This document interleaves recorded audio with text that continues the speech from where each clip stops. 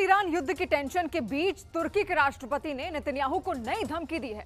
President Erdogan ने Israel को दुनिया का दुश्मन बताते हुए बहुत जल्द एक्शन लेने का ऐलान किया है। अल्बानिया दौरे पर पहुंचे एर्दोआन की तरह ईरान भी अरब देशों की गोलबंदी में जुटा है और इस बीच सऊदी क्राउन प्रिंस मोहम्मद बिन सलमान की एक तस्वीर ने अमेरिका को दहला दिया है।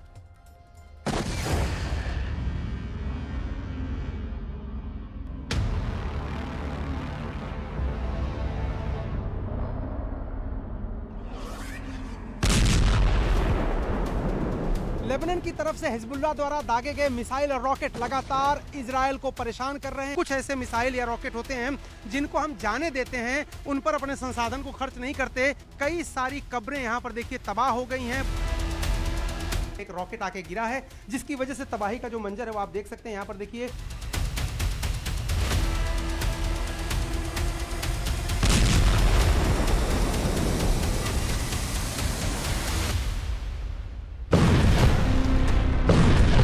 जैसे बम के धमाकों के साथ बेरूत की तस्वीर बदल रही है, जैसे जैसे रॉकेट की बौछार से तेल अवीव की शक्ल बदल रही है, उतनी ही तेजी से खाड़ी में खेमे बदल रहे हैं। इजराइल के खिलाफ मोस्ट पावरफुल ग्रुप बन रहा है।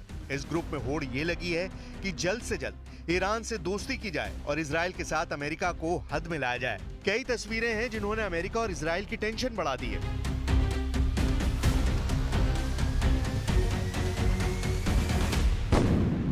तस्वीर नंबर 1 देखिए, जहां तुर्की नेवी का शिप लेबनान में एंट्री कर रहा है।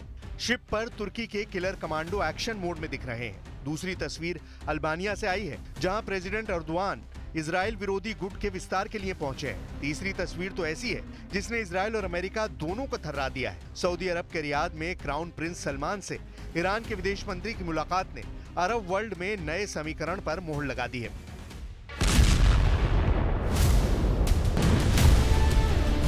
वॉर जोन में दिख रहे बारूदी तहलके से ज्यादा तपिश इन तस्वीरों में है। तेहरान में जल रहे इजराइल और अमेरिका के झंडे क्या कह रहे हैं? क्या ईरान ने सऊदी अरब को साथ लिया है? क्या खाड़ी के सभी पावरफुल नेशन पर खामिनेई की अपील असर कर गई है?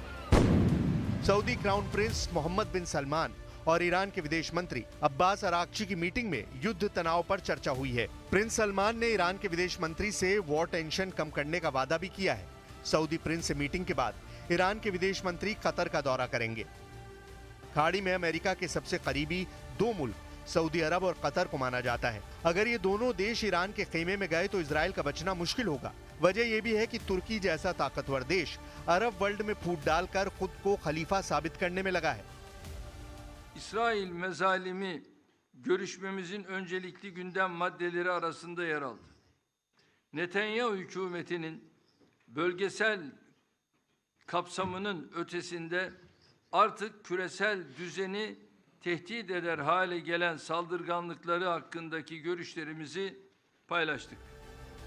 उधर डिप्लोमेसी फ्रंट पर इजराइल जैसे जैसे ट्रैप में फंसता दिख रहा है, उतना ही वॉर जोन में उसे झटके लग रहे हैं। इजराइल की धरती थर्रा रही है। इजराइल के आसमान में बारूद का बवंडर उठ रहा है। कभी रॉकेट अटैक तो कभी ड्रोन से मिसाइलें फट रही हैं। इजराइल के चप्पे चप्पे पर दुश्मनों के धमाके की छाप दिखाई देने लगी है। लेबनान से लगी इजराइल के सरहदी शहरों में अब किसी को सलामत होने की गारंटी नहीं है। मैं इस वक्त इजराइल लेबनान के बॉर्डर के बेहद करीब एक गांव में हूं, जहां 8 अक्टूबर को दोपहर 1 बजे एक साथ कई दर्जन रॉकेट से हिजबुल्लाह ने हमला किया था और उनके निशान आप अब भी गांव में जो घर है उनकी दीवारों पर देख सकते हैं। छोटे छोटे छेद यहां पर हुए हैं। हालांकि जो रॉकेट है वो गिरा था दूसरी बिल्डिंग पर। ये देखिए सामने की जो बिल्डिंग है उस पर रॉकेट गिरा था और उसकी वजह से दीवारें काली पड़ गई हैं। अगर हिजबुल्लाह के हमले में इजराइल को भारी नुकसान हुआ है। आईडीएफ के टॉप कमांडर को नईम कासिम के लड़ाकों ने ढेर कर दिया है। हिजबुल्लाह ने नेतन्याहू आर्मी के बड़े ऑफिसर को मारकर दहला दिया है। इजराइल फोर्सेस की एलन ब्रिगेड की 5030वीं बटालियन के सार्जेंट मेजर रोनी गनीजाते हिजबुल्लाह के हमले में मारे गए हैं। 36 साल के मेजर गनीजाते लेबनान में हिजबुल्लाह के खिलाफ जमीनी हमले में मारे गए हैं। ग्राउंड बैटल में अब तक हिजबुल्लाह ने इजराइल के 12 सोल्जर्स को ढेर किया है। अपने अफसर की मौत के बाद इजराइल ने हिजबुल्लाह के 2 कमांडर मार डाले हैं, जिसमें एक अहमद मुस्तगा अलहाज अली और दूसरा मोहम्मद अली हमदान बताया गया है। हिजबुल्लाह के दोनों top commander anti tank core के कमांडर थे। 2 टॉप कमांडरों की मौत का बदला लेने के लिए हिजबुल्लाह ने इजराइल के कब्रिस्तानों को भी बारूद से पाट दिया। यहाँ की धार्मिक मान्यता के मुताबिक उनको भी शांति नहीं है। और आप यहाँ पर देखिए कि ये पूरा कब्रिस्तान टूटा फूटा है। यहाँ पर देखिए ये गवाही दे रही हैं तस्वीरें कि लोग जो हैं वो यहाँ पर अपने प्रियजनों को देखने आ रहे हैं। देखिए जिनको ये खबर पता लगी है कि कब्रिस्तान के ऊपर रॉकेट हमला हुआ है, वो लोग अपने प्रियजनों की देखिए यहाँ पर कब्रें देखने आ रहे हैं। और लोग यहाँ पर लगातार जो अटैक हुआ है रॉकेट से उसको देखने आ रहे हैं। हिजबुल्लाह फाइटर इजराइल के किरियात शमोना से आगे बढ़कर अब बेत हिलेल और मयान बारूज तक मार कर रहे हैं। गैलीली में हिजबुल्लाह के रॉकेट के छर्रे से छलनी दीवारें हर जगह देखी जा सकती हैं। हिजबुल्लाह के हमलों में आई तेजी की वजह से रदवान फोर्स के नए कमांडर की तैनाती है। इजराइल मीडिया के मुताबिक रदवान फोर्स के पूर्व कमांडर हैतम अली तबातबाई को हिजबुल्लाह के मिलिट्री ऑपरेशन का चीफ बनाया गया है। हैतम अली के साथ मिलिट्री लीडरशिप में जिहाद काउंसिल के मेंबर मोहम्मद हैदर को भी सैन्य ऑपरेशन का जिम्मा सौंपा गया है।